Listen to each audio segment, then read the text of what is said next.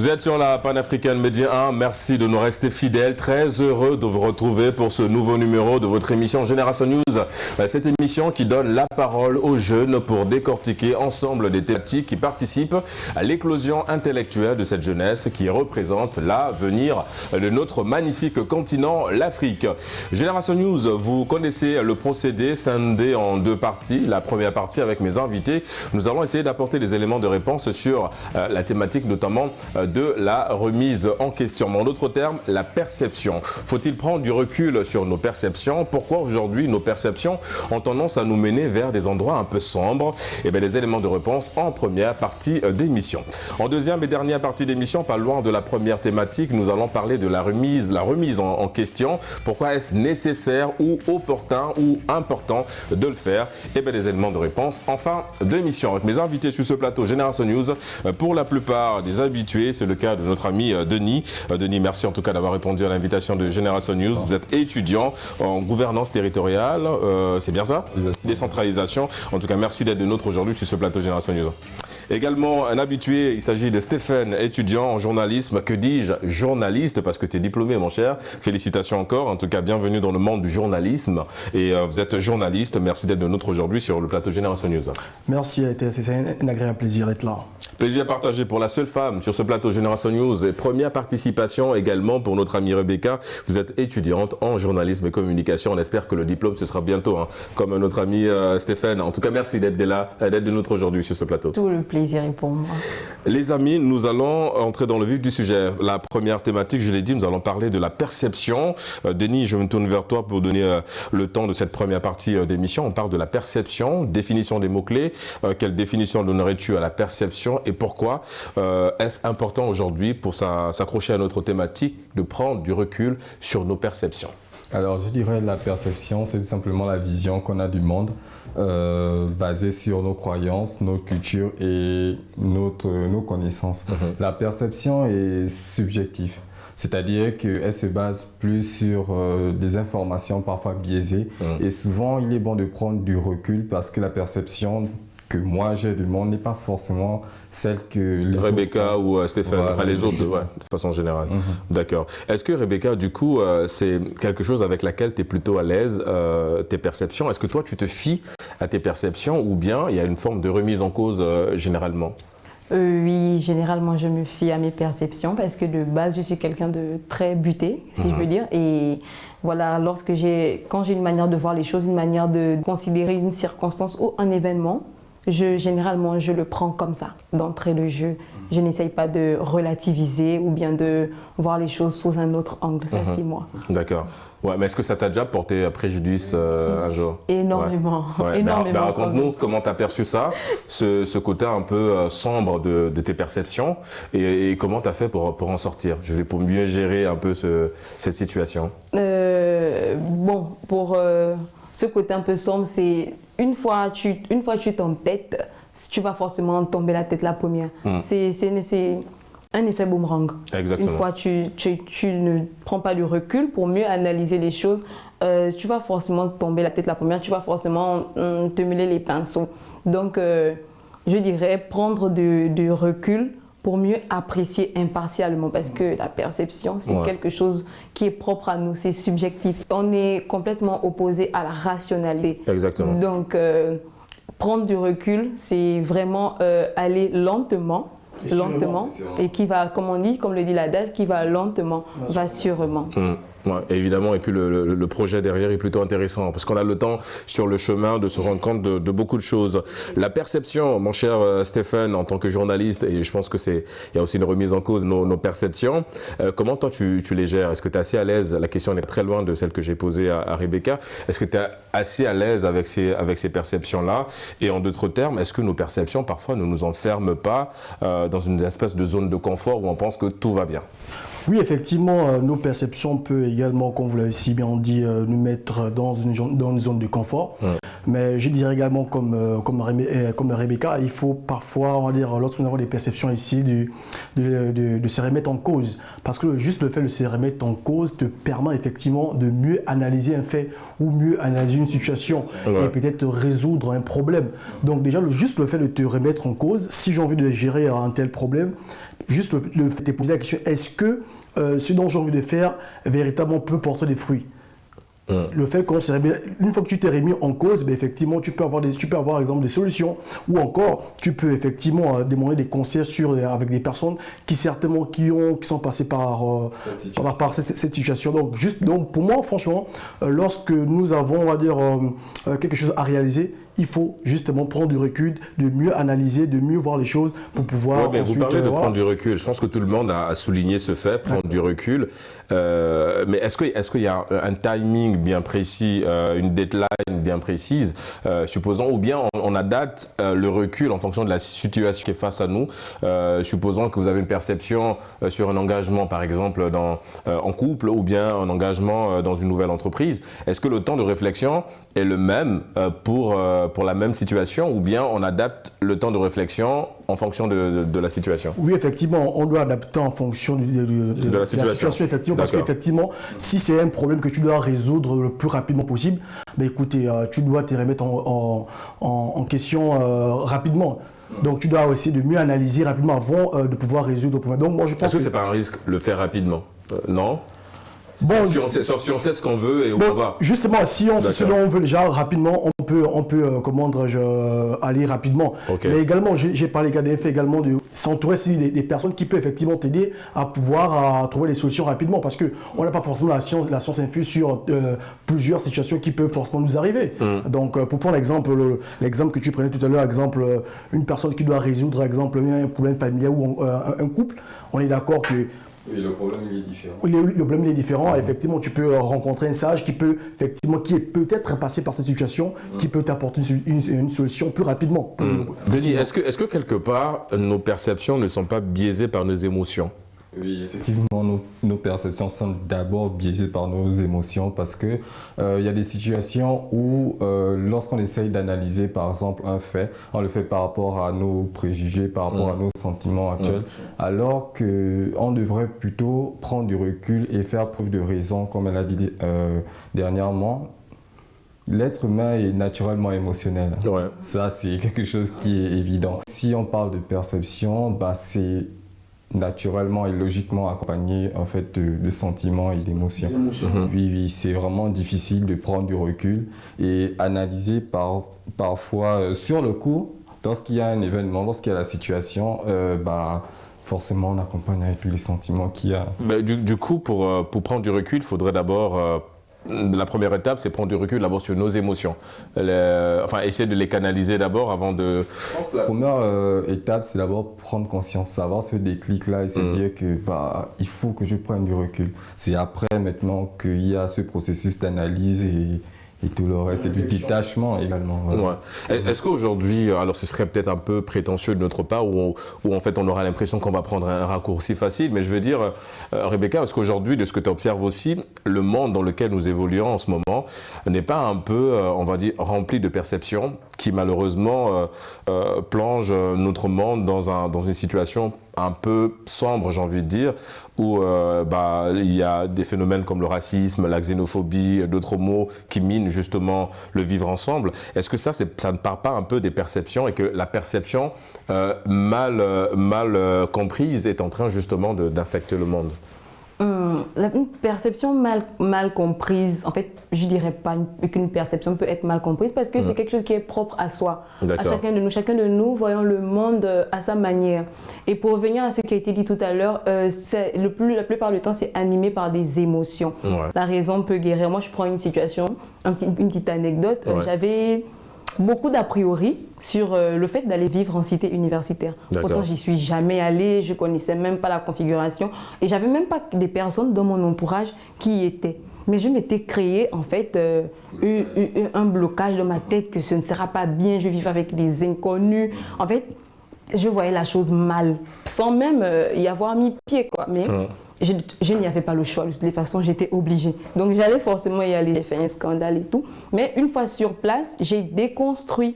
En fait, je ne suis pas... Au début, ce n'était pas facile, je suis restée recroquevillée sur moi-même. Ouais. Mais une fois, j'ai essayé de me dire que, essaye d'ouvrir un peu, essaye de lâcher prise, quoi, et profiter de ce que ça peut t'apporter.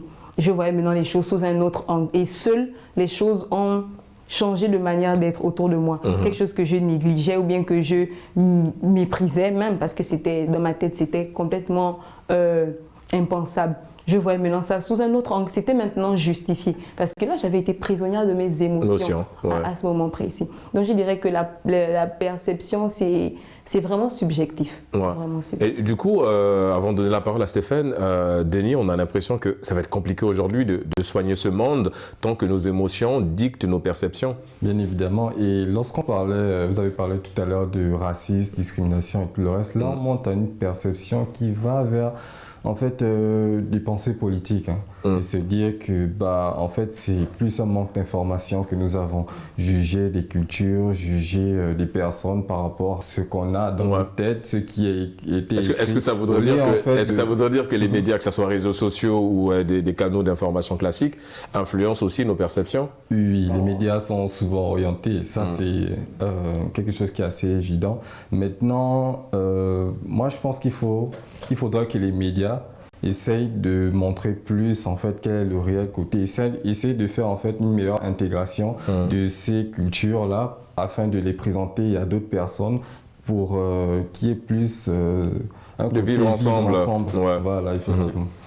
Stéphane, les médias, les réseaux sociaux aujourd'hui en l'occurrence, parce qu'on reste une génération tête baissée, une génération 2.0, et que nos perceptions, surtout pour un jeune, on a l'impression qu'on est beaucoup plus influencé et que nos perceptions nous guident. Quand on est un peu plus jeune, quand on n'a pas l'information, comme on dit. Est-ce que les réseaux sociaux aujourd'hui concourent ou participent grandement à ces perceptions biaisées, notamment chez les plus jeunes? Oui, effectivement, c'est pourquoi j'interpelle parfois les parents à pouvoir surveiller un peu les différents contenus des enfants.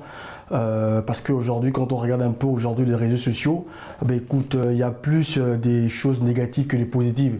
Et aujourd'hui, ça peut effectivement impacter énormément, comme vous l'avez si bien dit, les jeunes qui n'ont pas encore peut-être une raison ou faire une comparaison entre le bien ou le mal. Et voilà, c'est là où un peu le mal blesse, parce qu'aujourd'hui, quand on regarde un peu certains réseaux sociaux et quand on voit un peu certaines choses, on va m'en citer des faits, mais en tout cas, ça laisse quand même à désirer. Est-ce que Rebecca, il faut faire un distinguo tout de suite entre la perception qu'on a de quelqu'un et le jugement? C'est pas la même chose, il faut établir une distance.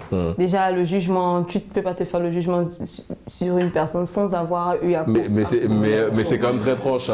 Oui, mais... La perception que tu as de quelqu'un, c'est quelque part un jugement. Oui, le jugement, c'est la matérialisation de ce qu'on s'était déjà dit sur la personne. Mais il peut y avoir un jugement positif aussi.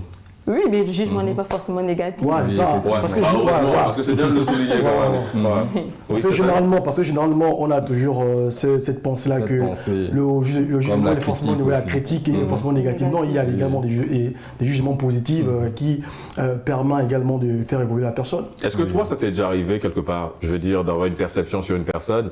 Est-ce qu'il ne faut pas aussi voir les perceptions sur quelqu'un comme étant un système d'autodéfense? De te dire, ok, je vais faire une sorte d'enquête de moralité avant de soit faire confiance à la personne ou de partager, on va dire, quelque chose avec cette personne-là. Oui, vas-y Rebecca, ensuite Stéphane va... Moi, ça m'arrive tout le temps. D'accord. Franchement, moi, ça m'arrive tout le temps parce que... tu fais un scan, tu scannes la personne. Il y a des personnes, tu les vois, je sais pas, ça j'arrive à plusieurs ici, tu dis non, lui, sa tête ne me plaît pas. Sans pour autant avoir connu la personne, côtoyé la personne, tu dis non, lui, là, sa tête ne me plaît pas. Ou bien il y a une personne, tu peux voir la personne, tu te dis, elle a l'air méchante. Non, elle ne doit pas. Alors que souvent, c'est tout autre chose en fait. C'est carrément... C'est l'opposé, carrément l'opposé en fait. Et ce que je vis, c'est un peu l'opposé de Rebecca, parce que moi effectivement, je cherche à comprendre la personne, à connaître la personne. Oui, en quête de moralité. Justement, moi je suis généralement comme ça, et la plupart des personnes me disent toujours, toi toujours comment toi tu arrives à pouvoir rester avec des personnes, on va dire, entre guillemets, peut-être que les gens n'aiment pas, tout ça. Non, parce qu'effectivement, je prends le temps de connaître cette personne, le temps de connaître ses convictions, tout ça.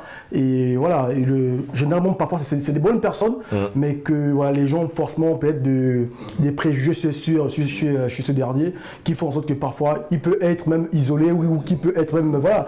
Et ça peut en causer plusieurs éléments qui, forcément, on ne mesure pas.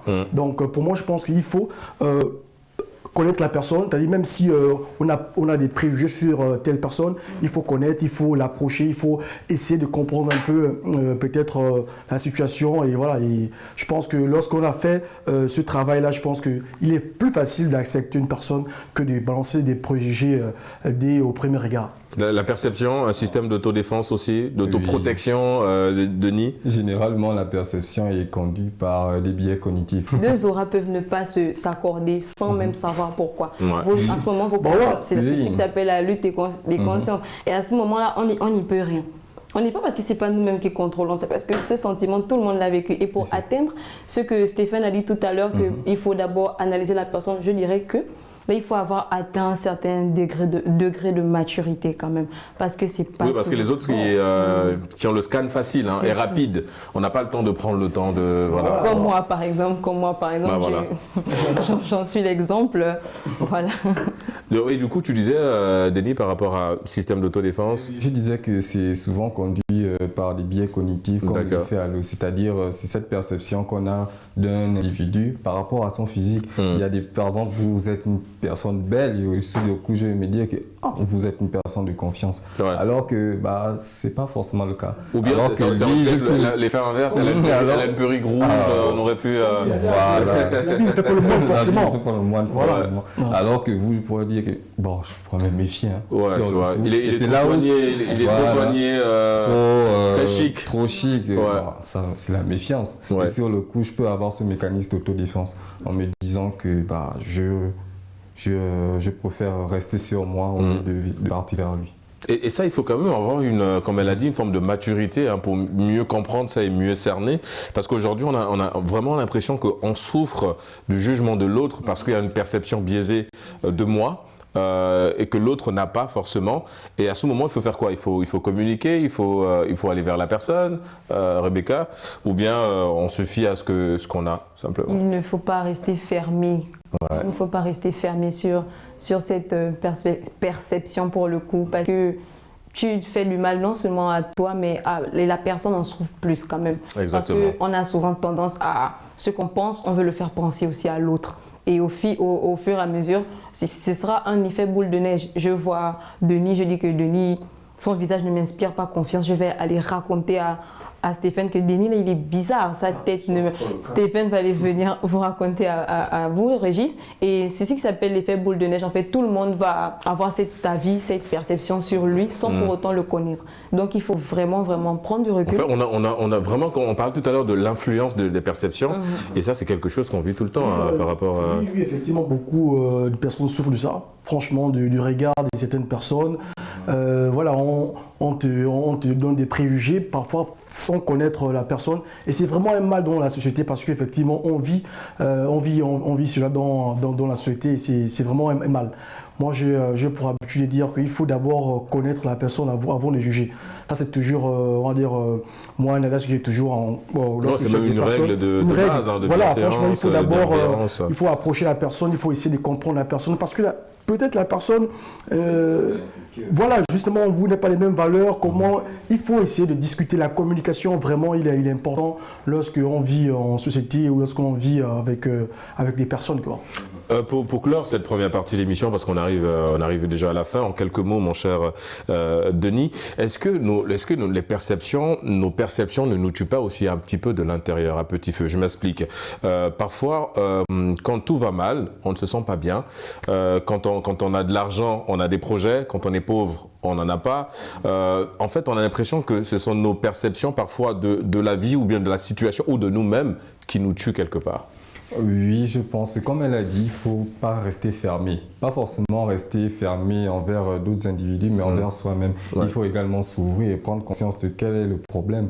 Au lieu de se figer en fait sur la situation actuelle, que j'ai pas d'argent, j'ai un problème, j'ai ceci, essaye de voir dans l'ensemble, prends du recul, essaye de voir dans l'ensemble et de trouver des solutions afin de régler ton effectivement, se dire qu'est-ce qui va, qu'est-ce qui ne va pas. Le bilan introspectif dont tu faisais allusion en off pour cette première thématique. Les amis, c'est vrai que on est dans un monde où nos perceptions nous guident énormément. La remise en question également est très importante. On en parle en deuxième partie d'émission. Le temps pour nous de respirer un peu, de marquer une courte pause. À tout de suite.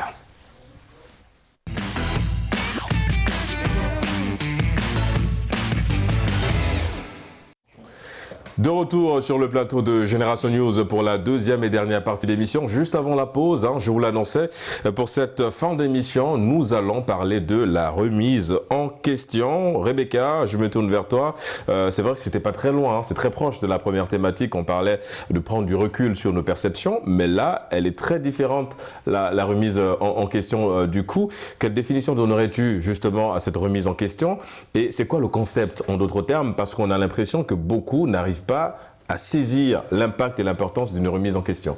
La remise en question, pour moi, c'est se poser les bonnes questions.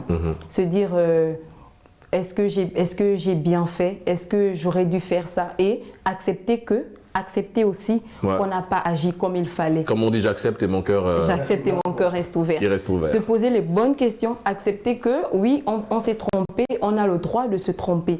Et reconnaître que oui, je n'aurais pas dû agir de la sorte ou bien me comporter comme tel, que ce soit en relation amicale, amoureuse, professionnelle, personnelle. La remise en question est toujours... Même familiale, hein. Ouais, familiale. Ouais. La remise en question est toujours positive parce que ça fait du bien à soi, ça permet de progresser, d'évoluer.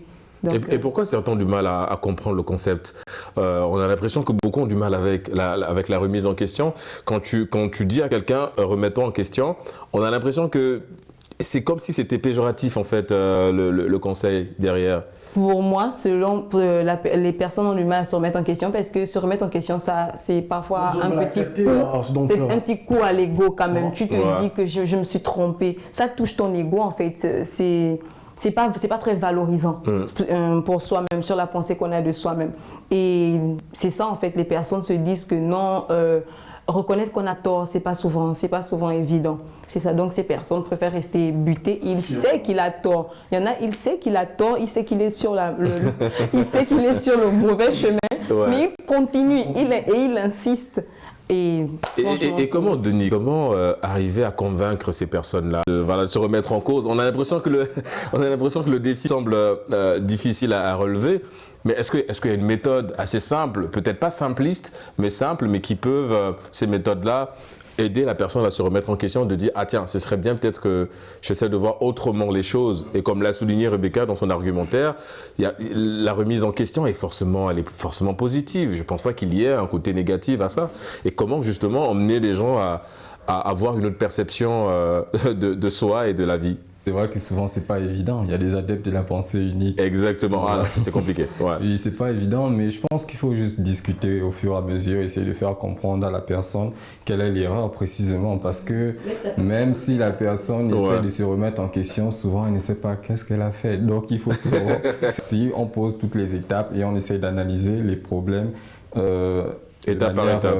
De manière évolutive. Au fur et à mesure, peut-être à la fin, il comprendra quel est le problème et il se remettra en question. Se remettre en question, oui Stéphane, 2 minutes avant de terminer avec Denis. Se remettre en question, ça s'apparente beaucoup à une forme d'introspection aussi, donc on va fouiller au fond de nous.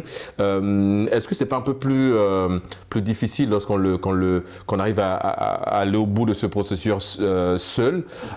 On a toujours besoin de quelqu'un. Parce que quand tu te remets en question, justement, quand tout à l'heure, tu disais je ne sais pas trop ce que j'ai fait pour me remettre en question. En fait, si tu n'as personne pour te dire, écoute, c'est ça le problème, est-ce que se remettre en question seul, c'est possible? Oui, c'est possible si on fait preuve d'introspection, justement. Mais parfois, je pense qu'il faut peut-être revenir sur les lieux, analyser point par point toutes les situations. Ça, c'est si on est seul. Maintenant, si on a des personnes, ce qui est plus facile, ce serait mieux en fait qu'on demande à la personne qui est en face de nous quel est le problème. Est-ce qu'il y a... quel est le problème en général? Stéphane? Et pour rajouter ce dont Denis disait, oui, c'est vrai, on peut conseiller, mais moi je dirais également qu'il y a un adage qui dit les conséquences corrigent mieux que les conseils. Donc généralement, ces personnes-là, ce sont les conséquences qui peuvent leur aider. Mais c'est la remise en question. C'est un peu trop un peu trop extrême. Non, après, je vous assure qu'il y a des gens qui sont terribles. Peut-être la méthode chinoise, guérir le mal par le mal. Voilà, c'est ça. Parce qu'il y a des personnes, franchement, à bord expliquer, conseiller comme Denis dit, mais le gars, il reste toujours focus sur ce dont il a en tête. Oui, mais ça, est-ce que c'est pas, comme Denis a dit, est-ce que c'est pas parce qu'on n'a pas identifié, la personne n'a pas identifié le problème? Non, ces personnes-là, parfois,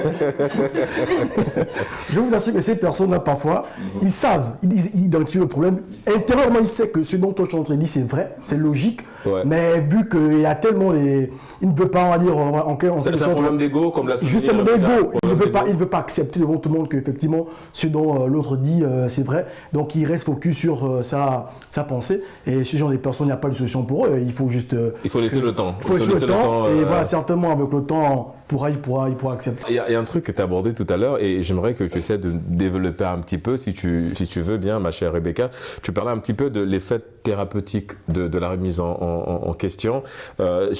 Comment ça nous soigne, moi qui décide de me remettre en question, ça me soigne comment? Quels sont les bienfaits, justement? Quels sont les bienfaits de la remise en question? Déjà, tu vois les choses sous un autre angle et de nouveaux résultats, d'autres résultats différents. Parce que là, pour revenir un peu au thème de tout à l'heure, moi je dis la remise en question, c'est un peu une conséquence de nos perceptions. Si on n'a pas assez pris du recul sur nos perceptions et qu'on était dans l'erreur, on y est quand même allé et nous sommes sur le fait accompli maintenant de la chose qui s'avère être un résultat pas attendu, un résultat pas attendu du tout. À son possible, c'est une conséquence en fait. Donc ça nous permet de voir les choses sous un autre angle. Ça nous permet on réalise qu'on aurait dû prendre du recul, bien réfléchir d'abord avant d'agir et les personnes autour de nous le remarqueront même eux-mêmes. Peut-être que les gens n'aiment pas trop se remettre en question parce que ça traduit aussi un manque de confiance en soi. Exactement. Ça traduit un manque de confiance en soi parce que tu te dis que je me remets en question, donc ça veut dire que ce que je fais, est-ce que c'est pas bien, est-ce que c'est comme ça? Non, en fait, se remettre en question, c'est pas nécessairement ça. Ça ne signifie pas que tu es faible ou bien que tu ne réfléchis pas comme dans la norme. Ça signifie juste qu'il y a peut-être une autre façon de faire qui serait peut-être adaptée à la norme. Voilà. Bah ça c'est bien dit, bravo. Je pense que c'est exactement ça le problème qu'on a derrière souvent les perceptions. Denis, on parle un peu de ces personnes réfractaires à la remise en question. Je pense que Stéphane allait un peu très fort, mais il a raison. Hein. C'est un voilà, ces arguments sont logiques et elles passent très bien. Ils passent très bien. Moi, ce que j'aimerais savoir, c'est que par rapport à ces personnes réfractaires, est-ce que ça dépend aussi de celui qui apporte le message? Est-ce que ça dépend du messager? Est-ce que par exemple, si tu es en communication avec papa ou maman derrière par rapport à une situation, est-ce que le fait que maman te pousse à te remettre en cause, il y a beaucoup plus d'impact que si moi, Régis, en tant que ton grand frère, je te dis écoute Denis, il faut que tu...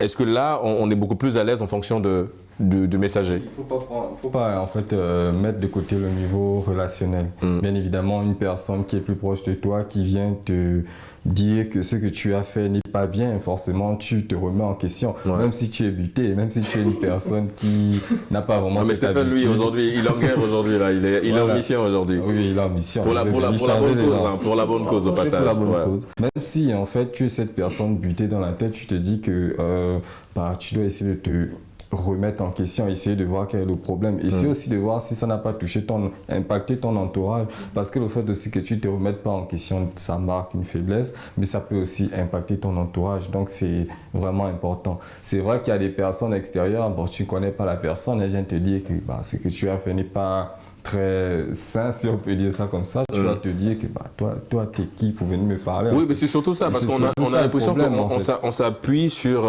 la connaissance. Maman te connaît mieux que ton ami, par exemple. Donc, ce sera plus facile de te dire... C'est un problème. Voilà. Ce dont, on va dire, beaucoup de personnes n'acceptent pas aussi, c'est la manière également. C'est la manière. Vous savez, si effectivement une personne a mal fait, moi je pense qu'il y a la manière adéquate à venir vers la personne, écoute, vous dire, oui, d'accord, justement. Mais c'est même pas comme. C'est ça même. Le diplomate. Beaucoup de diplomatie dans le... Oui, c'est vrai, voici, tu as fait tel fait, oui, je suis d'accord, mais est-ce que tu ne peux pas le faire autrement? Voilà, avec des mots, avec des bons mots, et généralement, des personnes qui le font bien, c'est généralement nos mamans. Elle a toujours ces mots pour toujours t'adoucir, pour te remettre en question. T'as vécu en elle pendant 9 mois quand même. Donc voilà, elle sait exactement. Elle sait exactement comment t'y prendre, comment te parler. C'est également le discours, la manière dont on vient. Parce que généralement, nous, lorsqu'on vient, ben, on vient avec des mots forts, tu vois, un peu, qui fait en sorte que la personne, même s'il devait accepter, ben, il est obligé de dire... elle va rester dans sa zone de confort, voilà, elle va se dire, bon. Voilà, il dit, ben voilà, je n'accepte pas. Et surtout, si vous êtes en conflit, c'est pas, ben, il condamne. Ce monsieur, franchement, je peux pas accepter tout ce qu'il me dit. Et voilà, donc moi, je pense que c'est également le discours, la manière qu'il faut forcément adopter. D'autant plus, vas-y. Non, les dames d'abord. Les dames d'abord. D'autant plus, c'est la manière dont les gens définissent la critique. Les gens pensent que la critique, c'est forcément quelque chose de négatif. Alors qu'on peut te critiquer, mais c'est pour que tu te parfais en fait. C'est pour t'apporter, c'est pour que tu t'améliores. Mais les gens, ils pensent que quand tu les critiques, c'est parce que tu veux les descendre. Ouais, et parfois, c'est comme on dit, la perception, la psychologie inversée. C'est-à-dire, pour t'encourager, on te décourage d'abord. Et c'est à toi de voir si tu peux te relever de ça. Parce qu'il y en a qui restent, qui ont du mal à se relever d'une critique jugée parfois trop forte. Mais effectivement, la critique, par essence, n'est pas que négative. Après, je pense que c'est la perception de la personne qui va recevoir ça, de se dire, OK, qu'est-ce que je peux faire? Je vais faire un procédé du tri. Je prends ce qui est bien et ce qui est mauvais, bah, je mets de côté. Sans forcément me dire que, OK, ce qui est mauvais, ça va m'aider aussi. Parce que l'échec, c'est le meilleur professeur, on est d'accord. Donc, à ce moment-là, tu as besoin aussi d'avoir des conseils un petit peu ou des avis un peu durs envers toi, mais c'est dans le sens de te faire progresser naturellement. Est-ce que toi, tu es à l'aise avec ça, avec la critique? Bon, moi, j'ai atteint un certain dépassement aujourd'hui que la critique des gens. Ça cause plus de l'environnement qui configure mon quotidien. On passe le temps à se critiquer à l'école. On projette nos productions et tout le monde, toi tu te mets dans un coin, tout le monde est censé dire ce qu'il pense de ce que tu as fait. Toi, tu ne dis rien.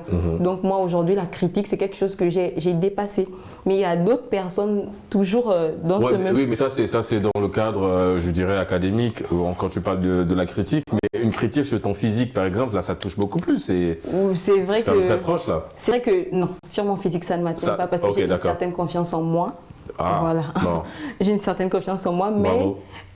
Merci. Mais ça fait toujours mal. Ça fait toujours mal quand on te dit aujourd'hui tu n'es pas bien habillé ou bien tu n'es pas habillé comme il faut être habillé dans ce genre d'endroit et tout. Alors qu'on peut ne pas avoir, déjà c'est quoi être mal habillé? On peut ne pas juste avoir le même style.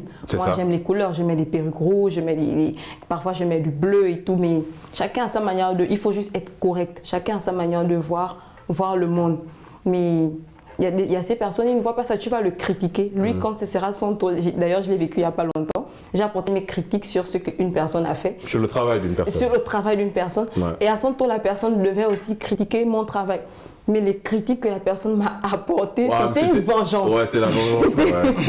C'était une vengeance, c'était même pas... En fait, les gens autour, c'est pas moi qui ai parlé parce que je n'avais pas le droit de parler. Les gens autour lui disaient que tu es sûr que ce que tu dis là, tu vois ça. Mais la personne était tellement engagée parce que cette personne a cru que je voulais lui faire du mal. Alors que non, pas du tout. Pas du tout. Pour ajouter ce dont elle disait Régis, il y a également des critiques infondées, vous voyez un peu. Et lorsque c'est infondé et que tu sais... mais infondé avec quel objectif derrière? Ben peut-être, c'est pas vengeance, voilà, seulement.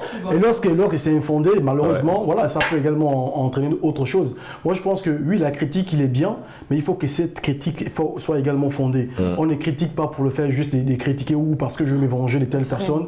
Il faut apporter des critiques constructives qui apportent un plus à la personne et que la personne puisse évoluer. Mais si elle n'est pas, comment dirais-je, fondée, ben écoute, cette critique, je pense qu'elle n'est pas la bienvenue. C'est ça l'objectif, voilà, la remise en question. Justement. C'est un développement personnel, c'est un développement de soi. Et par rapport à ça, Denis, du coup, on va se projeter un peu, on va faire une espèce de projection sur des années, une société à l'aise avec la remise en question, ça peut ressembler à quoi?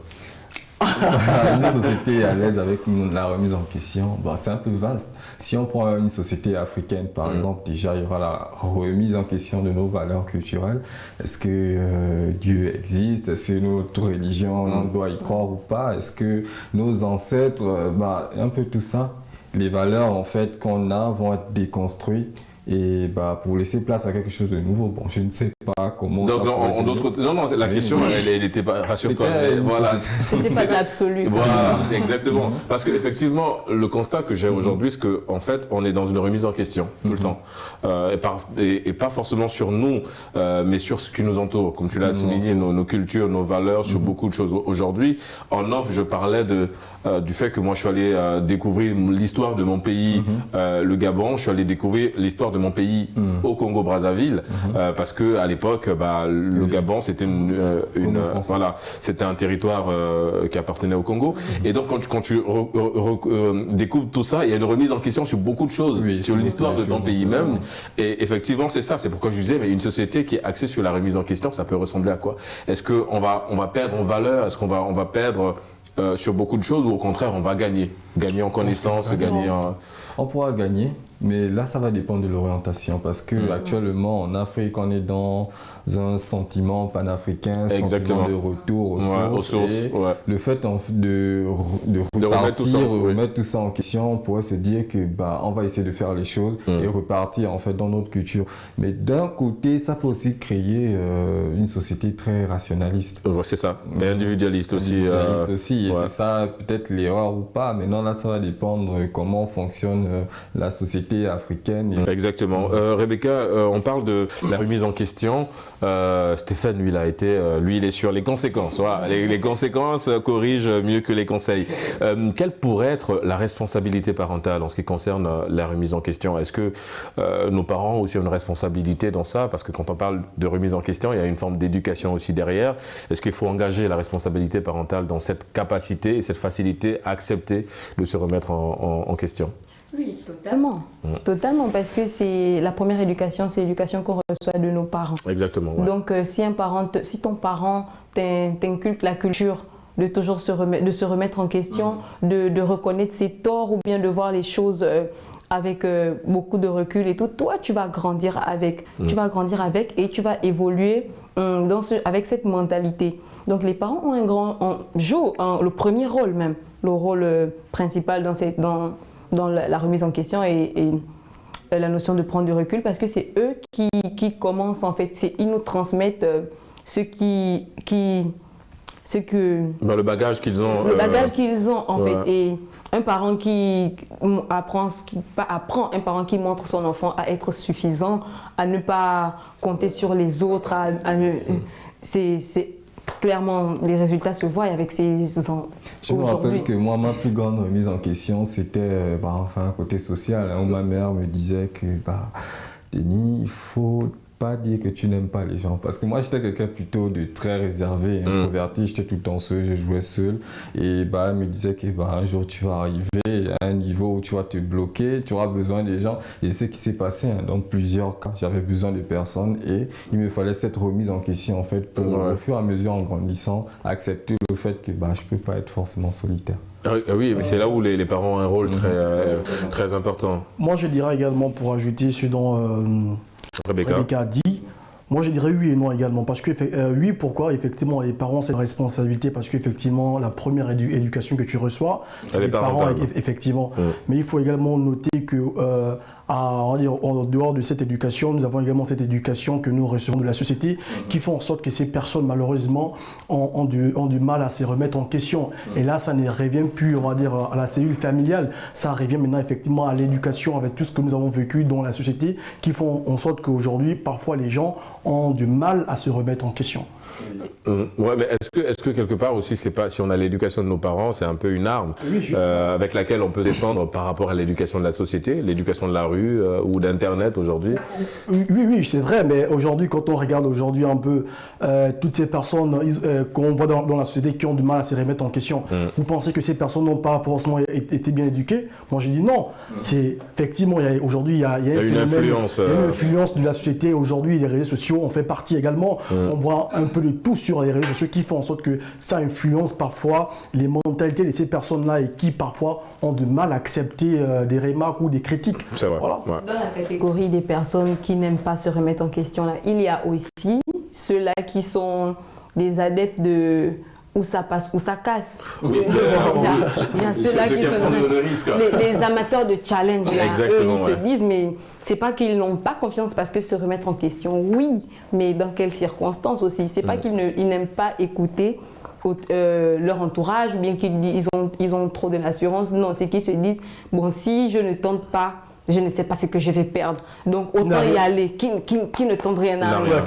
Où ça passe, où ça casse. Il y a aussi cette catégorie-là, peut-être infime peut-elle être. Les amis, c'est vrai qu'il y a beaucoup de choses à dire sur la remise en question, mais je pense que ce qu'on peut retenir de tout ce qu'on a apporté comme argument et argumentaire en lien avec ces thématiques, c'est simplement, elle est bénéfique, cette remise en question, et que c'est thérapeutique parce que ça soigne de l'intérieur, et puis en retour, on a quelque chose de positif, à donner lorsqu'on décide de se remettre en cause. Donc, effectivement, le processus peut être lent, mais la finalité est beaucoup plus importante. Les amis, nous sommes malheureusement arrivés au terme de cette émission. Ça allait très vite, je vous le concède, hein, les amis. Denis, merci en tout cas d'avoir participé à Génération News. Tu reviens quand tu veux. Oui. Une personne à saluer vite fait. Ma mère. Voilà. Elle s'appelle comment? Laetitia. Laetitia. Gros bisous à maman Laetitia. Stéphane. Oui, je vais rapidement saluer un artiste MOR avec son nouveau titre Mokuya Peni qui signifie le fantôme de la forêt. En tout cas, j'invite tous les téléspectateurs des Midi 1 à aller écouter ce titre exceptionnel. En tout cas, c'est la part de ton frère Stéphane Massima. D'accord, ok. Bah, en tout cas, gros big up à lui. Ma chère Rebecca, une personne à saluer vite fait. Oui, ma maman chérie et mon papouche d'amour. Oui, mais maman chérie s'appelle comment? Véronique. Ben voilà, Véronique. Gros bisous à maman Véronique. Maman, je t'aime. En tout cas, voilà. oui, vas-y, tu as maman, c'est ça? Oui. Bon, gros bisous à maman. Merci Rebecca d'avoir participé à Génération News. Tu reviens quand tu veux, évidemment. Et je suppose que maman te regarde aujourd'hui, elle est très fière de toi. Vous l'aurez compris, c'est la fin de cette émission. Merci de l'avoir suivi. On se donne rendez-vous mardi prochain pour d'autres thématiques liées à la jeunesse. Et d'ici là, n'oubliez pas, quoi qu'il arrive et quoi qu'il advienne, gardez le sourire en compagnie des programmes de médias.